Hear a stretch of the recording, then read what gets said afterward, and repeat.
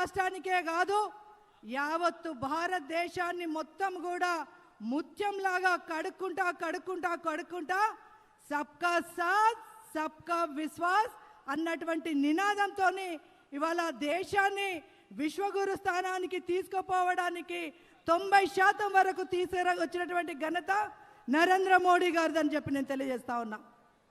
ఇవాళ భారతదేశంలో ప్రపంచం అంతా వచ్చినట్టు భారతదేశానికి కూడా కరోనా వచ్చింది.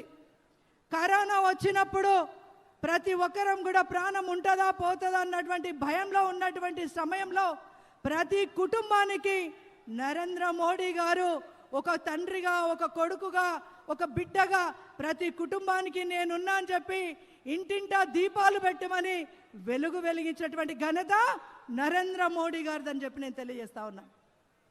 ఇవాళ చాలామంది అనుకున్నారు, వేరే పార్టీ వాళ్ళు కూడా నవ్వుకున్నారు, ఇంత జనాభా ఉన్నటువంటి భారతదేశాన్ని ఈ కరోనా నుంచి ఎట్లా కాపాడుతారు ఈ బీజేపీలు, కేంద్ర ప్రభుత్వం, నరేంద్ర మోడీ అనుకున్నారు. కానీ నరేంద్ర మోడీ ప్రజల్ని కాపాడడంతో పాటుగా ఇవాళ ఫ్రీ వ్యాక్సిన్ ఇచ్చేసి ఇతర దేశాలకు కూడా పంపించినటువంటి ఘనత నరేంద్ర మోడీ గారిది. ఇవాళ ఒక్కటి కాదు, ఆర్టికల్ 370 మరి భారతదేశంలో అందమైన కశ్మీరం మనదా కాదా అని సందిగ్ధంలో ఉన్నటువంటి భారతీయులకు ఈ అందమైన కశ్మీరం మనదని చెప్పి ఆర్టికల్ 370 ద్వారా అమలు పెట్టినటువంటి మొనగాడు, మగాడు, ధీరుడు అని చెప్పి కూడా గర్వంగా భారతీయ జనతా పార్టీ కార్యకర్తలు చెప్పుకోవాల్సినటువంటి అవసరం ఏర్పడ్డది. ఇవాళ త్రిపుల్ తలాక్ అంటే ఒక జాతికి సంబంధించి కాదు, మహిళల ఆత్మగౌరవ సమస్య.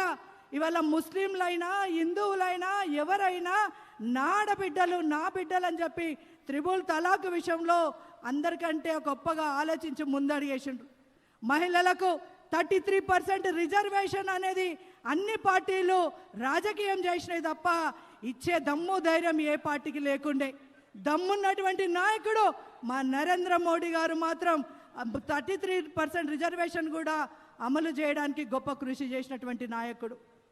ఇవాళ 1-2 కాదు, చెప్పుకుంటా పోతే చాలా ఉన్నాయి.